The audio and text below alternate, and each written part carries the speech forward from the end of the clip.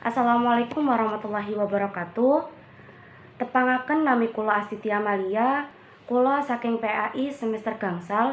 Teng mriki kula badhe maosaken hasil review jurnal kula kang judule Leksikostatistik Basa Jawa lan Basa Sunda.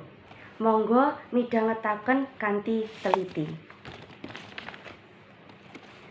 Sawijining basa dikelompokake dadi siji, amarga basa kasebut padha siji karo liyane.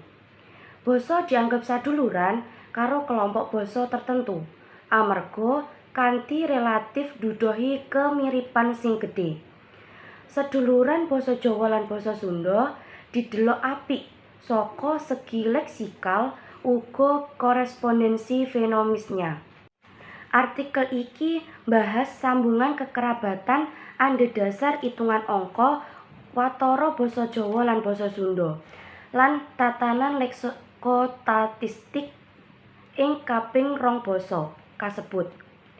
Data olehi kanthi nggunakake metode studi pusaka sing sesuai karo 200 kosakata maris wadas kanthi teknik catatan langsung. Analisis data nganggo metode leksikostatistik sawise nglakoni itungan leksikostatistik. Diolehake presentase kekerabatan watara basa Jawa lan basa Sunda segedhe 60%. Andhedhasar analisis istilah kesalahan. Dikenal basa Jawa lan basa Sunda iku basa siji watara 1290 nganti 1064 taun biyen.